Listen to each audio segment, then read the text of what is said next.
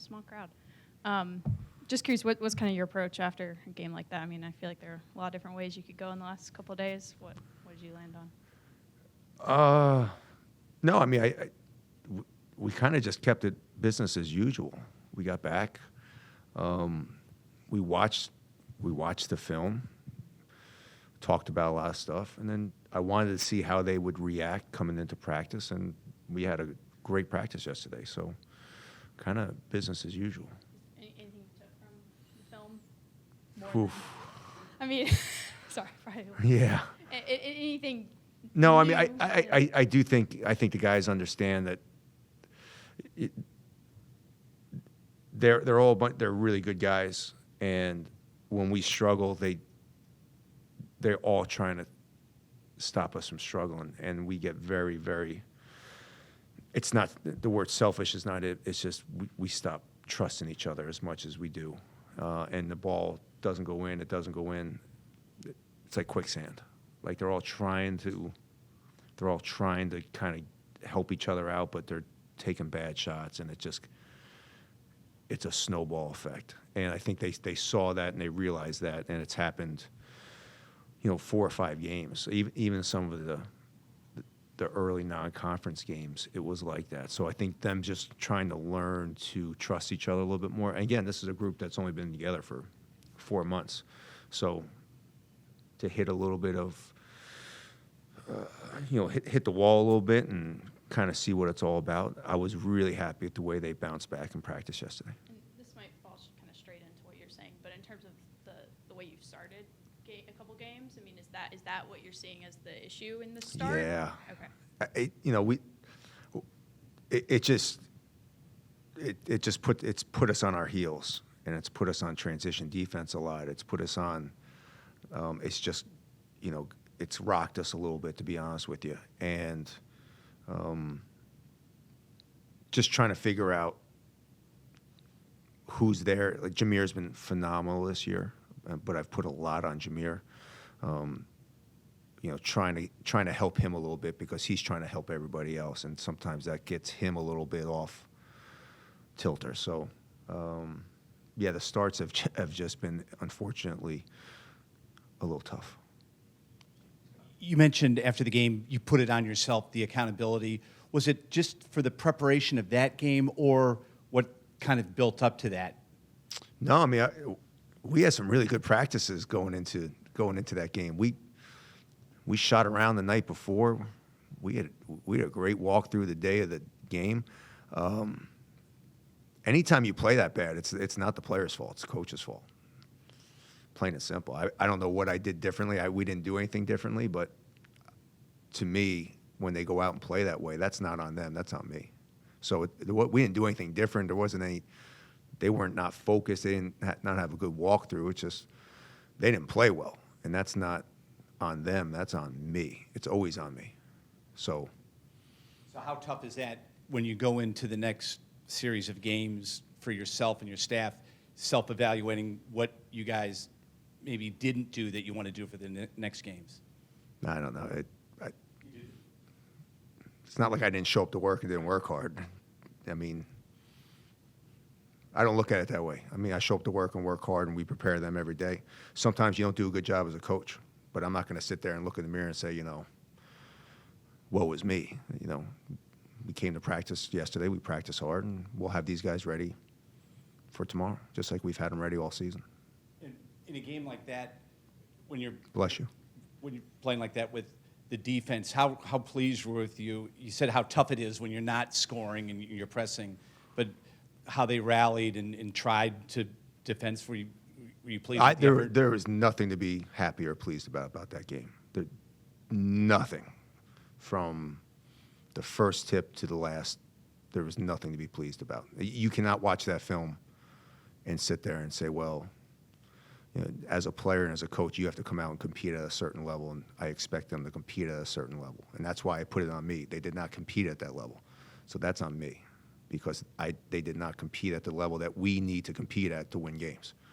So I will never blame a player at all for anything. It's always my fault. And that's kind of what I meant after the game.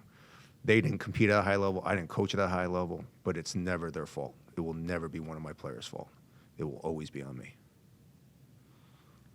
For and Julian Reese, they're both relatively inexperienced within the Big Ten itself. How do you hope to see them grow playing against some bigger? I think the biggest thing for those two guys is they need to get healthy. Pat's been really banged up since the Tennessee game, and Juju's shoulder, which is healed, but he missed 12 straight days. From UC, he didn't play the second half of UCLA, and then his first game back was whoever we played before. He only had 2 practices going into that game, so he missed 12 straight days of doing nothing. And the one tough thing about big guys is if they miss 2 days, it's hard. If they miss 4 days, it's really hard. If they miss 12 days, it's almost like you're starting at the beginning of the season. So the biggest thing for those two guys is, Pat's still banged up, Juju's healthy, just getting them back in a rhythm and getting them healthy. And going into the next day after that Michigan game, what was some of the message to your starters about just the general performance? We had a day off after the game. So the day after or the next practice, I would say. No, business as usual. We got to get back to work. Again, the mystifying thing is this team has yet to have. They've had one bad practice this whole season, and that was late November. We had a bad practice. They had such a great attitude yesterday. We practiced for 2.5 hours. They were awesome. Sometimes you just don't play good, and the other team plays really good. And I'm okay with you lose by 2, you lose by 40. I know we set records. It's always good to set records. I think it was the worst Big Ten loss in history. We got that going for us. You kind of alluded to it with the response in practice, and the guys had mentioned that earlier in the year how you kind of let them patrol themselves a little bit when the leaders. Did you see that from the leaders? Yeah, absolutely. Jamir was phenomenal yesterday. That's what I wanted to see. I knew this year was going to have some ups and downs. I mean, so I'm more realistic, and I understand the process probably better than anybody. I've been through it now. This is my 3rd time rebuilding the program, so I kind of understand that when you put a roster together in a month and a half, that sometimes they're going to hit adversity, and you have to understand that they don't know how to deal with it yet. So it's why I was so pleased with the way they practiced, because if they hadn't practiced good and they had come back with a bad attitude or it came with a woe is me attitude, then I'd be worried. But the fact that they understand, and I think Jamir Young was phenomenal yesterday. He came into practice. He was the best of any player I've ever had, coming off an embarrassing loss like that was. And I think he took it on himself to make sure that we had a great practice. And, I think, I had a great conversation. I'm getting them to understand that there's going to be ups and downs, especially in this league.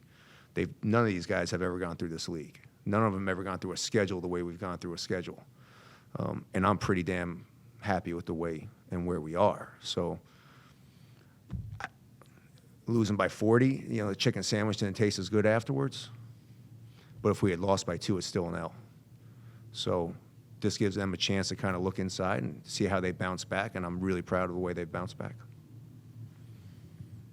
I know you're saying you're not looking for positives from that game. I was just curious with Cal's performance. Did you take anything that made No. Do you think he's getting There was closer? nothing good about that game. I mean, I'm glad he got out there. But, I mean, he fouled a guy and tried to pick him back up. Why was he picking a guy up when you're down 32 points? Do you think he's getting closer to being able to contribute in Big Ten? I do. He's working hard. I love Cal. He's got great athleticism. He's just, especially against a guy like Hunter, he battled. So, yeah, I think, getting him out there, getting Noah out there, I like the way Noah's progressing. I think Noah's going to get out there a whole lot more. I will say, I was really proud of Noah the way he battled. So maybe there's a couple good things, but I think getting those guys some experience, especially for the future, is really important. And then, anything about Rutgers yet, but their big guy, Clifford, you're familiar with that? Big Cliff, yeah. What challenge does he see? Cliff is different because I think Cliff, unlike Hunter, is a little bit the complete opposite in the fact that he has a wingspan that goes on forever, but he has such great athleticism, and he didn't know how to use it as a freshman. And Steve and the staff has done a great job developing Cliff. He uses his athleticism as good as any big guy I've seen. He dunks it on one side, and the next time he goes on the rim and dunks it on the other side. He runs the floor extremely well. He's really developed his mid-range shot. I know he shoots threes. He's not shooting a great percentage, but he's developed his mid-range. His low post game has gotten much better. But I think he's learned to use his athleticism, which I watched him for 3 years in high school, and I obviously played against him a bunch. But to see him develop, I think it's great because he's a terrific young man. He's a great kid. He's worked hard, and it's good to see him kind of figure it out. What do you think were some of those lessons that having Julius without getting some minutes against Hunter I don't know, man. He had 32 and like 20. I don't know if you might have to ask them that. I didn't ask them, so I don't know what they took out of. So that's mine. And then what does it say about Jamir, how he's responded to losses this season? Going back to UCLA, obviously, he was on the court taking shots after the game. What does that show about? Yeah, Jamir is quickly becoming one of my favorite players I've ever coached. And I still don't know all the ins and outs of Jamir, but he's a tremendous young man. Just the way he bounced back and the way he was in practice just kind of shows you the type of character he has. He's one of those kids that is going to be really, really successful in this game, but more importantly, he's going to be really successful after, because he's just, maybe he's too nice, but he's such a great kid. And he wants everything. He wants his teammates to play well. He wants to. He wants to win here big. So he's got a tremendous character. And his mom obviously did a phenomenal job raising him. Going back to Rutgers, is there any advantage at all to playing them one after they just knocked off number one as a potential letdown spot, or is their confidence at an all-time high? No, I think the biggest thing I've seen since the Seton Hall game, Paul's healthy again. Paul was pretty banged up there for a while. I love what Steve has done with pressing. You always knew you were going to have to play a really tough defensive man-to-man team, but I think the fact that Steve is using the fact that Mag and McConnell, Paul's a really smart defender, so is I don't have my notes. Everybody knows who I'm talking about.